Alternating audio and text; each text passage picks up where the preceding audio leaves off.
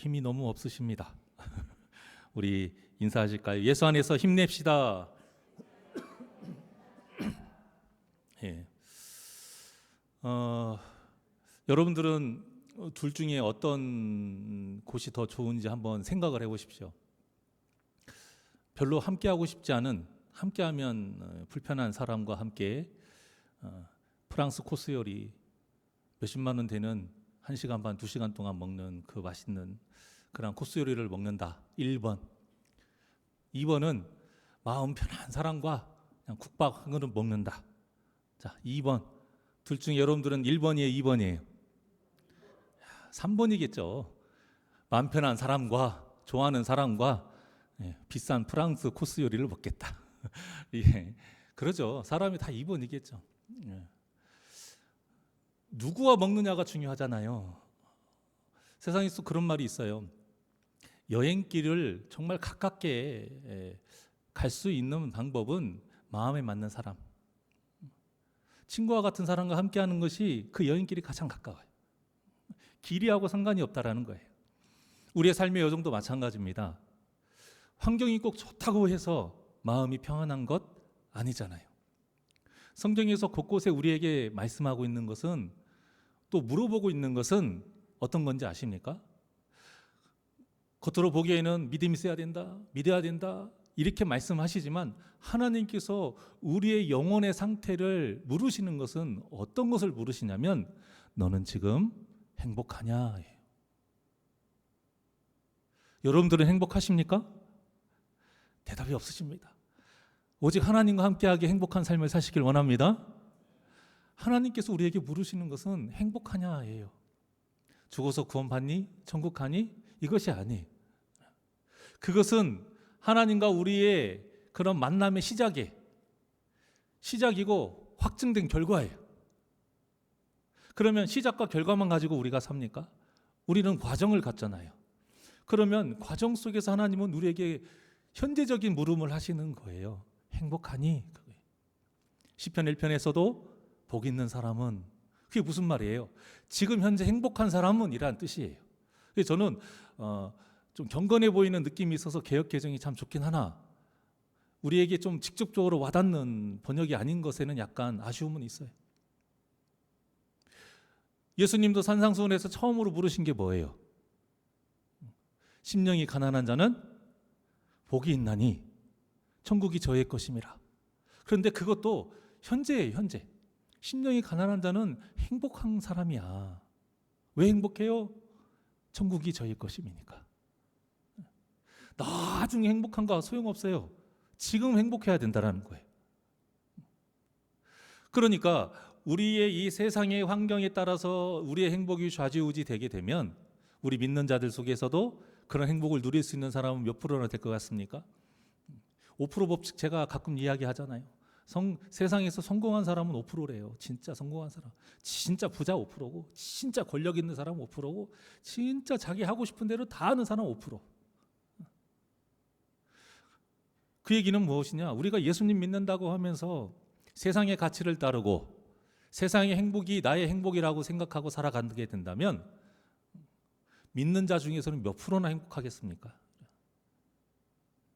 저는 우리 사랑하는 성도님들이 하나님이 함께 하시기 때문에, 하나님이 함께 하시는 그 이유 하나만으로 여러분들의 삶이 고단한 삶이라 할지라도, 문제가 좀 많이 있는 삶이라 할지라도, 사람 때문에 좀 행복한 삶이라 사람 때문에 좀 힘든 삶이라 할지라도, 내 몸이 고통 중에 좀 괴로운 삶이라 할지라도 하나님이 함께 하시기에 여러분들의 모든 삶의 순간순간이 행복하시기를 주님의 이름으로 축원합니다.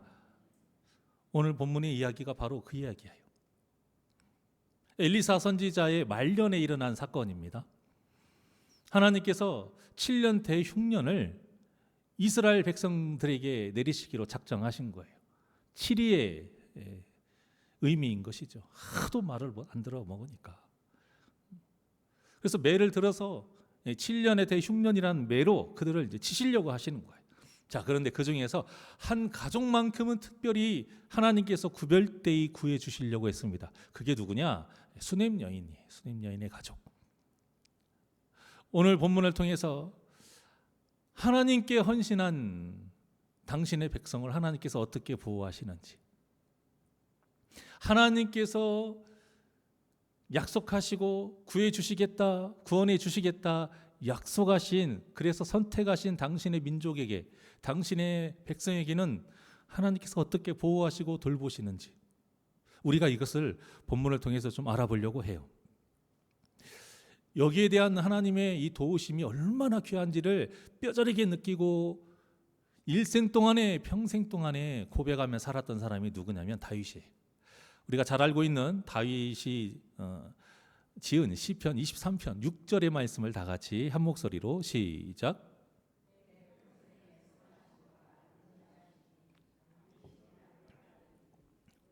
여호와의 집에 영원히 살리로다. 아멘. 다윗의 평생에 어떤 일이 벌어질지 누가 압니까? 다윗은요, 하나님께 문제없는 삶 요구한 적 없어요. 문제가 있으나 없으나 상관없었어요. 다윗이 요구했던 건 딱 하나예요. 무엇입니까? 하나님만 계시면 된다는 거예요. 그래서 다윗이 바랬던 삶은 무엇이냐? 오늘 이 여러분들이 방금 봉독하신 것처럼, 또 시편 27편에 있는 또 고백처럼 여호와의 집에 영원히 사는 거예요. 하나님과 함께 하는 거예요. 그래서 다윗은 앞으로의 일에 대해서 어떻게 될지 궁금해하지 않았어요. 그러니까 여기 부채 들고 있는 애들, 방울 드는 애들 갈 필요 없어요, 여러분. 서쪽으로 가면 뭐가 만나네 어찌니, 다 필요 없어요. 미래를 아는 것이 중요한 게 아니라 누가 함께 하시느냐. 그러니까 다윗은 한 가지 확실하게 믿고 있는 것이 있었는데, 그게 무엇이냐면 하나님께서 선하심과 인자하심으로 반드시 나와 함께 하신다. 나에게 역사하신다. 나를 도우신다라는 이거 사실 하나만으로, 진리 하나만으로 살았던 사람이에요. 그래서 비록 고난과 시련이 내 삶에 닥친다 해도 하나님의 선하심과 인자하심이 있기 때문에 나는 그 길을 가리라. 나는 가리라, 주의 길을 가리라. 어떻게 가요, 여러분? 하나님이 함께 하시니까 가는 것이죠. 하나님이 좋은 길이라고 우리에게 이미 확실하게 확증하시고 말씀하셨기 때문에 가는 거 아니겠습니까? 내가 가는 길이 좋은 길이 됐으면 좋겠어요 라고 하는 것은 믿지 않는 사람, 세상 사람들이 하는 말이에요. 이방 종교에서 하는 말이에요. 하지만 하나님을 믿는 우리는요, 하나님이 그 길이 맞다라고 하는 그 맞는 길, 진리의 길, 구원의 길을 걸어가야 되는 거예요. 그래서 예수님도 뭐라고 하셨습니까? 내가 곧 무엇이요? 길이요, 또 진리요, 생명이니 나로 말미암지 않고는 하나님께로 올 자가 단 한 명도 없다라고 말씀하셨잖아요. 오직 예수님만이 하나님께로 향하는 진짜 길이라는 거예요. 지름길 없어요. 다른 길 없어요. 예수님밖에 참 길이라는 거예요. 그래서 성도는 주님이 걸어가신 길을 당연히 가야 하는 것이고, 그래서 성도는 하나님께서 보여주신 그 길을 가는 것이 합당하고 맞는 것이에요. 비록 그 길이 좁고 협착한 길이라 해도 하나님의 선하심과 인자하심을 믿고 걸어간다면 그 모든 삶이 하나님이 주관하시는 형통의 역사가 일어날 줄 믿습니다. 그게 바로 요셉의 삶이었잖아요. 우리 저번 주일에 은혜 나눈 것처럼 아직 그 본문은 나오지는 않았으나 그 본문의 구절을 우리가 함께 봤지 않습니까? 가장 비참한 그 보디발의 노예의 삶 속에서 하나님이 함께 하심으로 인해서 요셉의 삶이 어떤 삶이라고 그랬어요? 형통한 삶이라고 그랬잖아요. 채색 옷을 입고 아버지의 사랑을 독차지하고 일도 안 하고 띵가띵가 놀았던, 세상적으로는 가장 누구나 다 원하는 그런 삶 속에서는 형통한 삶이 아니었어요. 그런데 하나님이 함께 하시니 그 비루한 환경이 오히려 더 그 인생에서 형통한 삶이었다 이거예요. 그가 살았던 어떠한 삶보다도 가장 좋은 삶이었다 이거예요. 왜요? 누가 함께 하시니까? 하나님이 함께 하시니까요. 찬송에도 이런 믿음으로 나와 있는 가사가 많잖아요. 믿음으로 사는 자는 하늘 뭘 받아요? 위로 받겠네. 무슨 일을 만나든지 어떻게 된대요? 만사형통하리라. 만사형통한다라는 것은 더 좋은 학교, 더 좋은 직장을 말하는 게 아니에요. 하나님이 함께 하신다라는 것입니다. 저희도 마찬가지지만 여러분들의 자녀가 물론 세상적으로 꼭 좋은 길이 하나님께서 원하지 않는 길이 아니다라는 건 아니죠. 세상이 좋고 나쁜 걸 떠나서 정말로 하나님이 이끄시는 길인지, 하나님 나라를 위한 길인지 믿음으로 충분히 따져보고 하나님께 물어보고 하나님의 이끄신 가운데 걸어가는 그러한 형통의 삶을 살기를 위해 여러분 자녀를 위해 끊임없이 기도하시길 바랍니다. 오늘 본문의 수냄 여인을 한번 보게 되면요, 형통한 자예요. 다른 이유가 아니에요. 아이를 못 낳는 여인이었는데 아이를 낳아서가 아니고요. 남편을 잘 만나가지고 잘 먹고 잘 살았던 그런 삶을 살아서가 아니고요. 하나님이 함께 하시기 때문에 하는 거예요. 하나님이 때에 맞게 피하기도 하시고 때에 맞게 이끌어주기도 하시고 때에 맞게 보호해 주셨기 때문에 이 수냄 여인이 형통한 여인인 것입니다. 전에 수냄 여인에 대해서 알 수 있듯이 수냄 여인은 어떤 사람이냐? 순종의 사람이에요. 순종의 사람. 하나님의 사람 엘리사의 말이라면 하나님의 말씀으로 그냥 그대로 받아요. 그래서 바로 순종했던 여인입니다. 이번에도 엘리사가 가족과 함께 거주할 만한 곳으로 떠나야 된다라고 말합니다.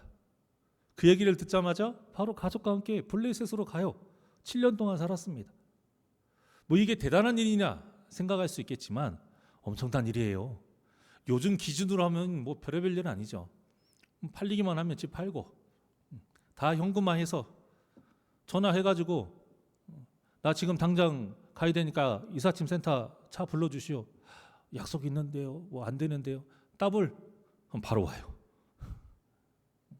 돈 더 준다고 하면 바로 와요. 당장 오늘이라도 갈 수 있어요. 그런데 이때는 그런 시대가 아니잖아요. 뭘 팔 수도 없고요. 현금화할 수 있는 그런 시대도 아니에요. 이걸 그 거주지를 떠난다라는 것은 엄청난 결단이 있어야 돼요. 현실적으로 굉장히 힘든 일이에요. 그리고 많은 성경학자들이 이때 당시에 수냄 여인의 남편이 이미 죽어 혼자 지금 과부인 상태라 이렇게 봅니다.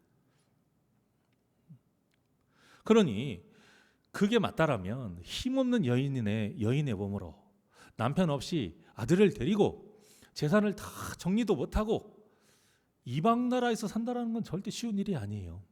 그것도 우호적인 나라도 아니고 예전부터 적대적인 나라. 어디요? 블레셋.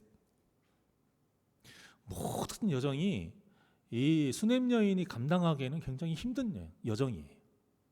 자, 그럼에도 불구하고 엘리사의 말 한마디에 순종한 겁니다. 이런 믿음이 있으니 하나님께서 얼마나 기쁘게 바라보시겠습니까?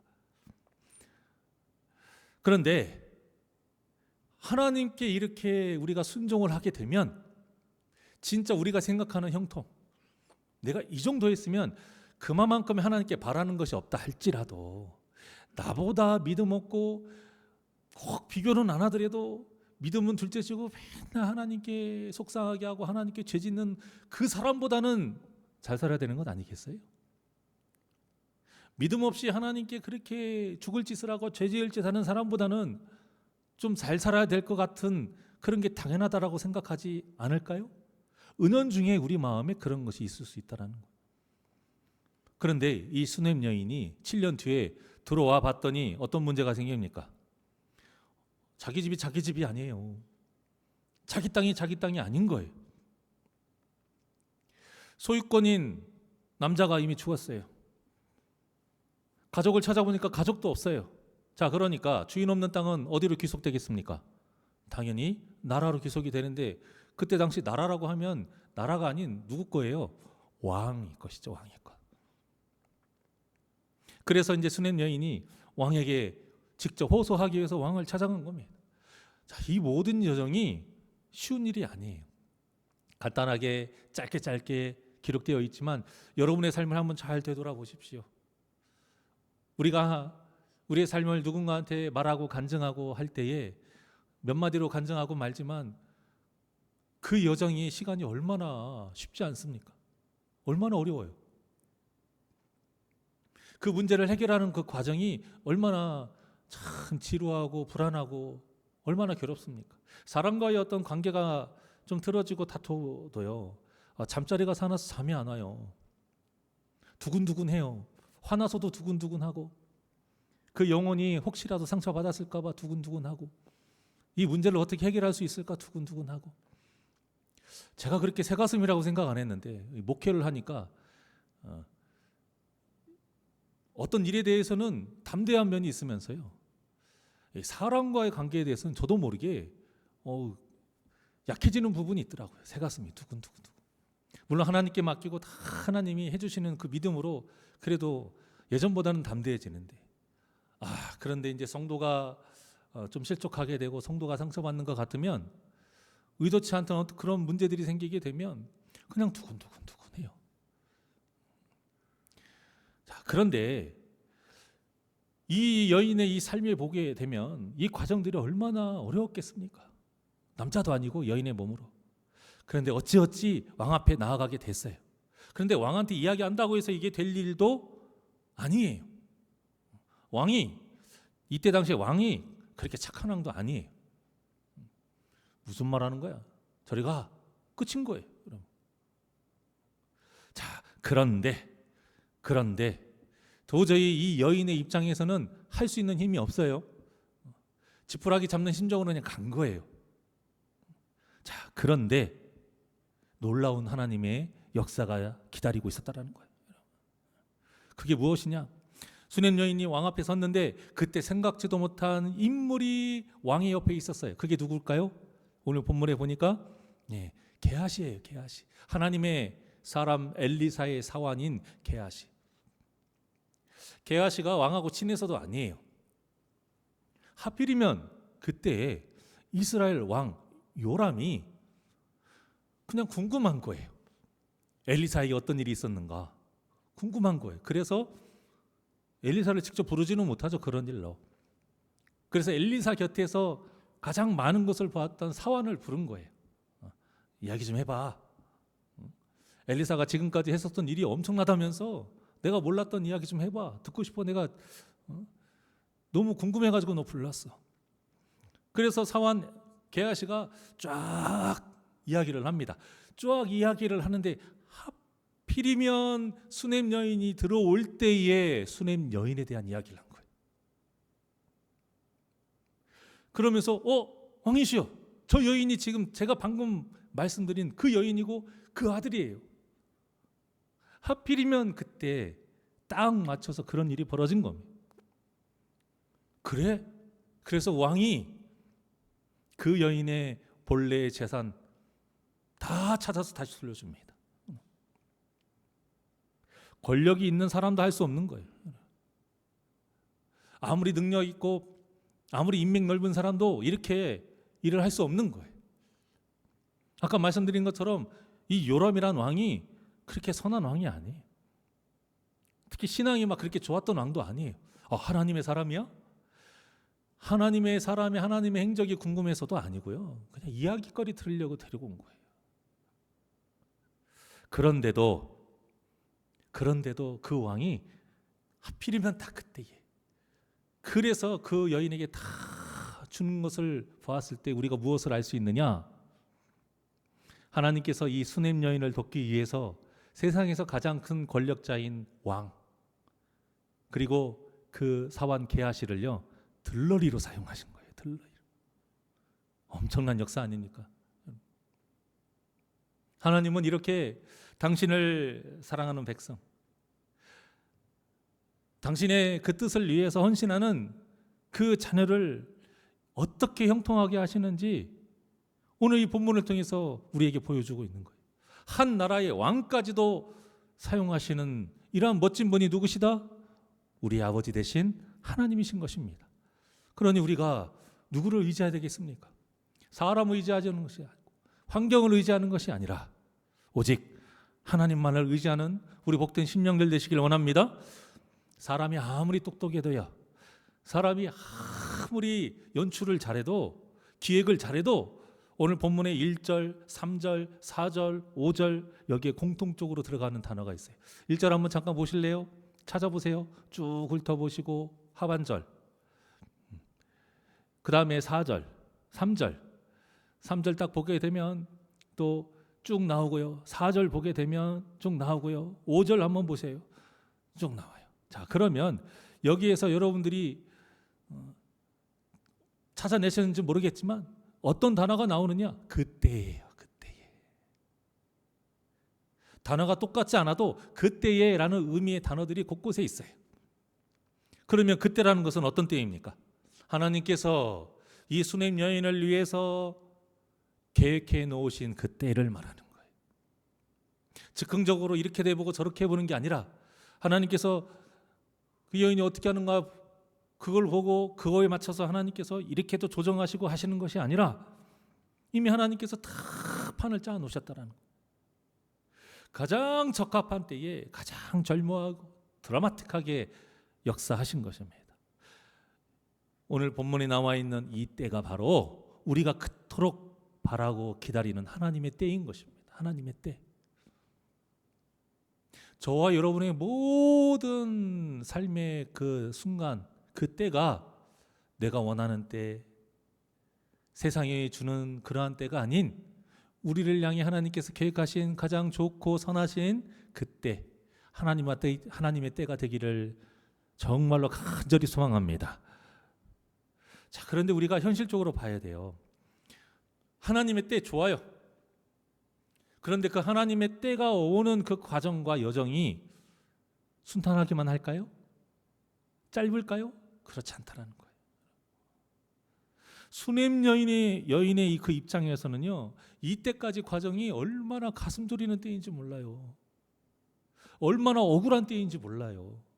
얼마나 괴로운 때인지 몰라요. 지금 뭔가 믿고 온 게 아니에요, 여러분. 여기에는 안 나와 있지만 여인 혼자서 왕 앞에까지 간다라는 이 여정은 절대 여러분 쉽지 않아요.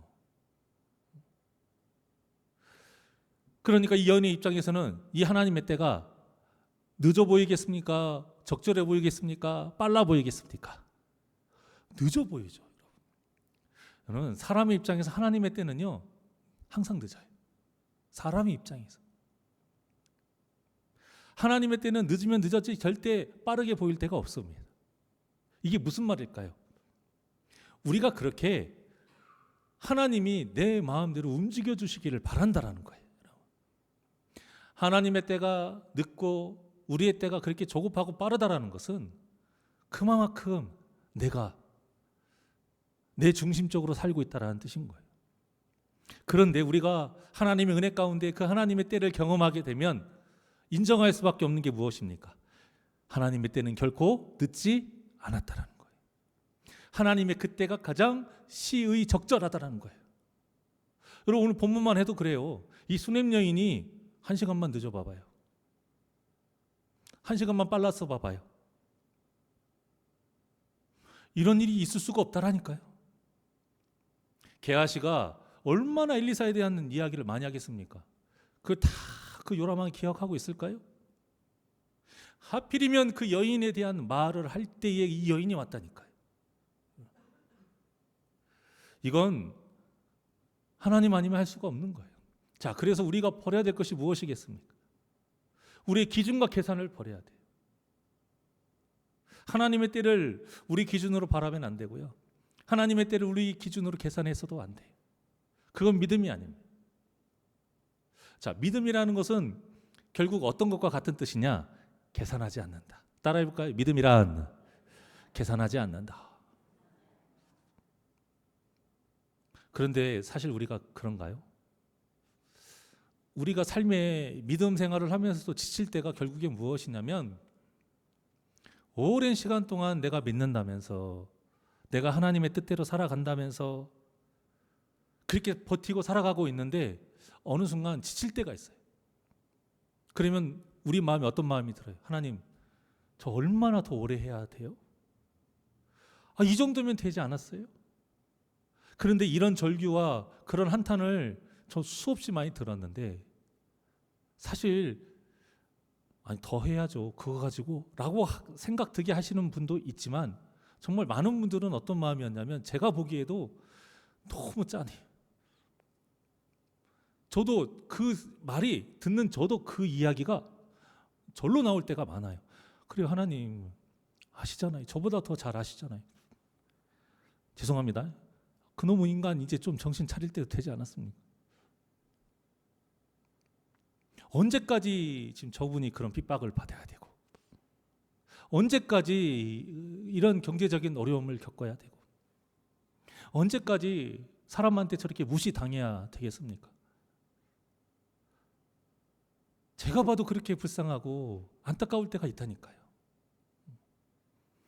그런데 그것을 우리가 넘어설 수 있는 믿음이 있으려면 우리 힘으로 되지 않는다라는 거예요. 그 인내하는 믿음이라는 게 얼마나 귀한 믿음인지를 모릅니다.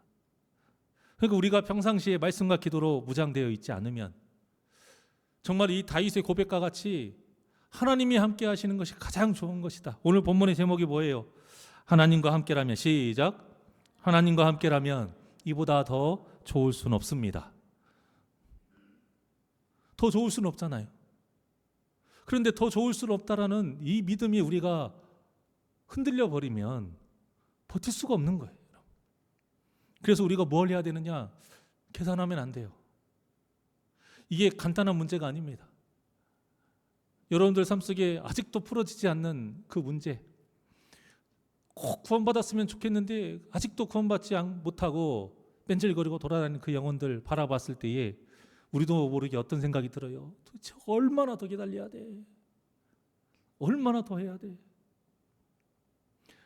그것을 하지 않는 게 계산하지 않는 거예요. 또 계산하지 않는 것과 또 하나 해야 될 것, 비교하지 않는 것입니다. 여러분, 비교하지 않는. 비교한다라는 것 자체가 꼭 그 사람을 죄인이다, 내가 죄인 취급하는 건 아니지만 우리도 모르게 이미 정죄한다라는 것이 밑바탕에 깔려 있는 상태에서 나오는 거예요. 내가 저 사람보다는 낫지 않느냐? 내가 저 사람보다는 열심히 했는데 왜 나는 저 사람보다 못하지? 왜 저 사람만큼의 것은 안 되지? 그러면 우리도 모르게 하나님께 원망할 수 있다라는 거예요. 사랑하는 여러분, 인내한다, 계산하지 않는다, 비교하지 않는다, 참 간단한 말이지만 우리 삶 속에서는 절대 간단하지 않습니다. 쉽지 않은 일이에요. 그럼에도 불구하고 정말로 이 믿음의 삶을 살기 위해서는 무엇이 있어야 되느냐? 어떤 마음과 어떤 믿음이 있어야 되느냐? 오늘 본문의 제목과 같이, 시작. 하나님과 함께라면 이보다 더 좋을 수는 없습니다. 할렐루야. 여러분들 그 고난이 아직도 오래 있는 것 같지만 도저히 그 문제가 해결될 기미가 안 보이는 것 같다 할지라도 하나님은 한시도 우리 곁에서 떠나지 않고 함께 하심을 믿으시길 바랍니다. 그 믿음으로 여러분들이 끝까지 인내하고 나아가면 분명히 가장 좋은 그 하나님의 때가 임하실 줄 믿습니다.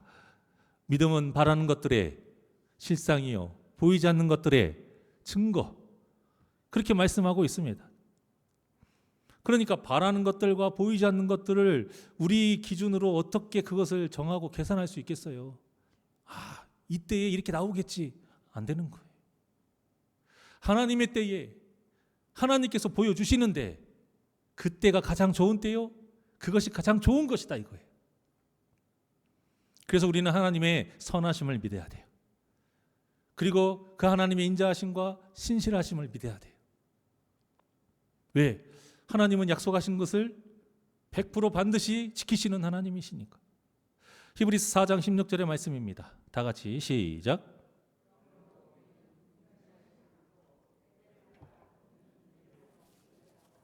은혜의 보좌 앞에 담대히 나아갈 것이니라. 아멘. 그래서 오늘 아까 그 찬양도 미리 불러본 거예요. 또 말씀 끝나면 또 다시 부를 거예요. 다시 한번 이게 무슨 뜻일까? 그냥 하지 말고 이 뜻을 잘 생각해서 합독합니다. 시작. 그러므로 우리는 긍휼하심을 받고 때를 따라 돕는 은혜를 얻기 위하여 은혜의 보좌 앞에 담대히 나아갈 것이니라. 아멘. 우리가 해야 될 것이 뭐예요? 항상 은혜의 보좌 앞에 담대히 나아가야 돼. 하나님의 긍휼하심을 받고 때를 따라 돕는 그 은혜, 반드시 하나님을 우리를 도와주신다 이거예요. 그러니까 우리는 예배의 자리에 꼭 예배 시간만이야. 이것은 기본이에요. 언제까지 이것을 그런 뜻이 아니고요. 오해하지 마시고요. 예배의 중요성을 언제까지 이걸 설명해야 될지를 모르겠으나 여러분들에게 하는 말이 아닙니다. 이 땅에 있는 모든 그리스도인들에게 하는 말이. 아직도 인터넷을 보고 아직도 성도님들의 어떤 질문 사항을 보면 꼭 그렇게 굳이 예배를 드려야 돼요? 답답해 미치겠어요. 그럼 예배 안 드리면 뭐 할 건데? 여러분, 예배라는 것은 그냥 와서 여기 앉아 있어서 시간 때우는 그런 게 아니에요. 이 예배는 어디라고 지금 뭐라고 나와 있습니까? 은혜의 보좌예요. 은혜의 보좌 앞에 나오는 거예요. 은혜의 보좌 앞에. 여러분들이 여기에 나옴으로써 하나님의 함께 하심이 더욱더 믿어지고 때에 따라 우리를 도우시는 그 은혜를 얻기 위해서 나오는 거예요. 그리고 이때만이 예배가 아니라 이 세상에 나아가서도 어떤 삶을 살아요? 예배자의 삶을 사는 것이죠. 그러니까 여기에서만 예배드리기 때문에 도대체 그런 예배를 왜 드리냐 말이 나오는 거예요. 그런 질문을 하는 사람 자체가 무엇을 의미하느냐? 자기가 하나님께 드리는 이 예배 시간을 예배답게 드리지 못한다라는 것을 자기 혼자 입으로 얘기하는 거예요. 궁금해서 묻는 것과 의심해서 굳이 왜 그렇게 해야 되느냐? 그렇게까지 안 해도 되지 않느냐? 불평불만하면서 묻는 사람은 다른 거예요. 궁금한 사람은 가르쳐주면 되지만 불평불만하는 사람은 이미 신앙이 비틀렸는데, 저는 그런 분들을 말하는 거예요. 이 시간에 나온 여러분들 이 발걸음 자체가 이미 여러분들은 담대에 나온 믿음의 승리의 시간인 줄 믿습니다. 그 승리의 시간을 끝까지 지켜 나아가시기를 바랍니다. 하나님은 절대 서두르지 않으시고 늦지도 않으십니다. 가장 적합한 때에 가장 적절한 방법으로 역사하십니다. 바로의 공주가 강변에 목욕할 때에 그때 아기 모세가 나일강에 떠내려 간 것이 아니라 아기 모세가 나일강에 떠내려 갈 때에 하나님께서 그 바로의 공주를 목욕하게 하신 거예요.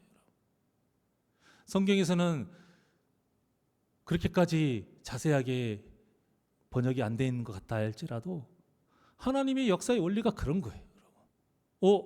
바로의 공주가 목욕하네. 야, 좀 가봐. 이것이 아니라는 거예요.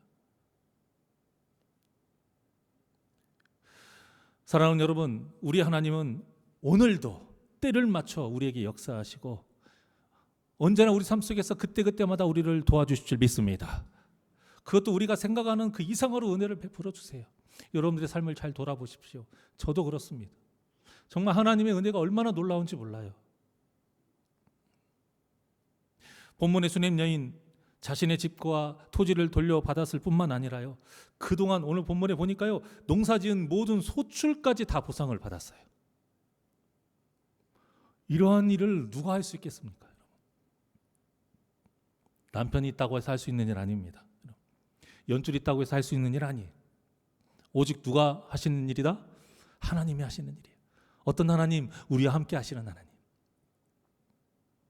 그래서 오늘 말씀의 결론이 뭡니까? 다시 한번 오늘 본문의 제목 시작. 하나님과 함께라면 이보다 더 좋을 수는 없습니다. 할렐루야. 하나님은 성경을 통해 말씀해 주시잖아요. 반드시 지켜주겠노라. 반드시 함께 하겠노라. 반드시 가장 좋은 것으로 주겠노라. 그냥 말씀도 아니고 어떤 말씀으로요? 약속의 말씀으로, 언약의 말씀으로 하셨어요. 우리 하나님 어떤 분이에요? 약속하신 것은 반드시 100% 지키시는 신실하신 하나님. 우리가 이 신실하신 하나님을 믿고 경배하고 함께하니 얼마나 복된 인생입니까? 그러니 저와 여러분의 매일매일이 하나님과 함께하면서 이보다 더 좋을 수 없는 오늘이 될 수 있도록, 이보다 더 좋을 수 없는 매일매일이 될 수 있도록 믿음으로 순종하며 나아가시기를 주님의 이름으로 축원합니다. 그러면 신실하신 하나님께서 약속하신 대로 우리에게 가장 좋은 것으로 이끌어 주시고 가장 좋은 것을 가장 좋은 때에 우리에게 부어 주실 줄 믿습니다. 이 믿음으로 평생에 하나님과 함께하며 그 선하심과 인자하심 가운데에 신실하신 하나님과 함께하며 형통한 삶을 누리는 복된 저와 여러분이 되시기를, 행복한 삶을 사시는 저와 여러분이 되시기를 주님의 이름으로 간절히 축원합니다. 우리 주님 보좌 앞에 나아가 다시 한번 찬양드리죠.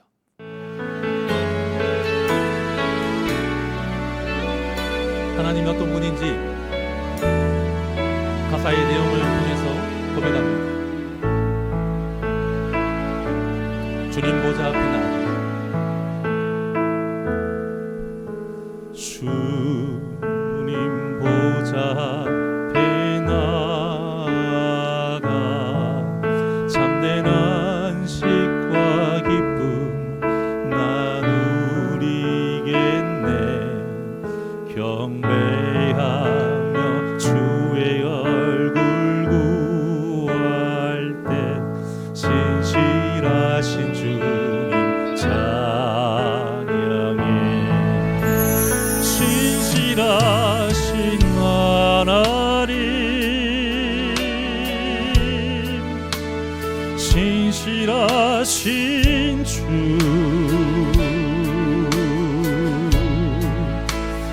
나의 주 하나님은 신실하신 주님. 우리 두 손을 가슴에 얹고 우리 다시 한번 고백합니다. 기도 들으시는 하나님, 폭풍 속에 내 등불 내 노래시라.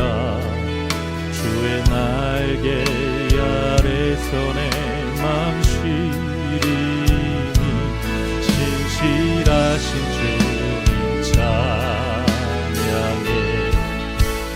신실하신 하나님, 신실하신 주,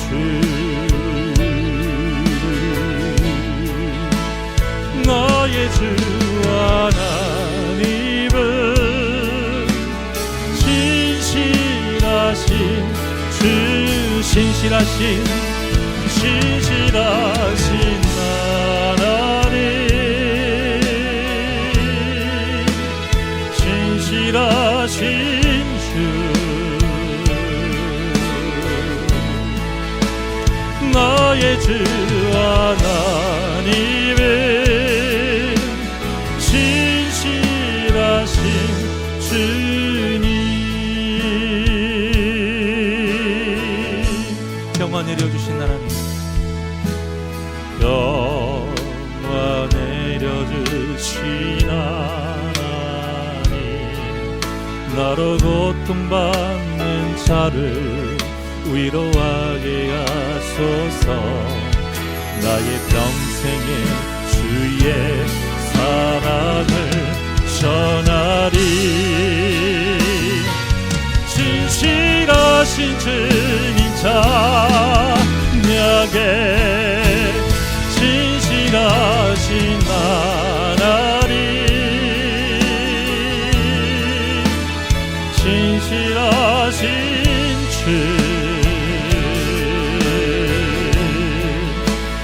나의 주 하나님은 신실하신 주, 신실하신 하나님, 신실하신 하나님, 신실하신 주,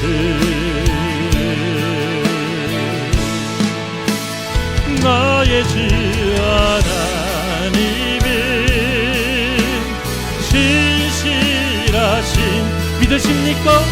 신실하신 하나님, 신실하신 하나님, 신실하신 주, 나의 주 하나님은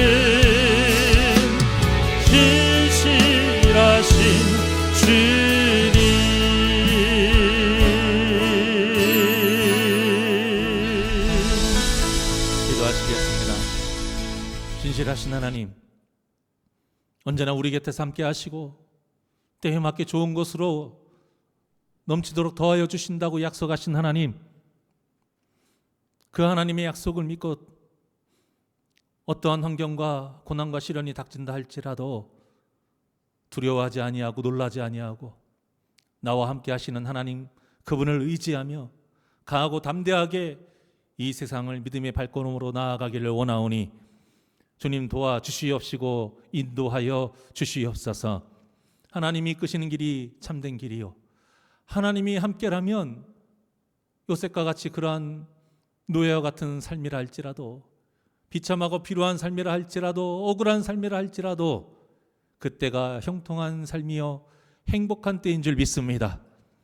우리 삶의 모든 여정이 하나님과 함께함으로 행복한 순간이 되게 하여 주시옵소서.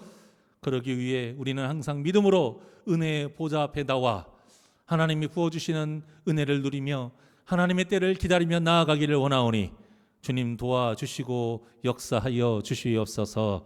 감사함이 예수님의 이름으로 기도하옵나이다. 아멘.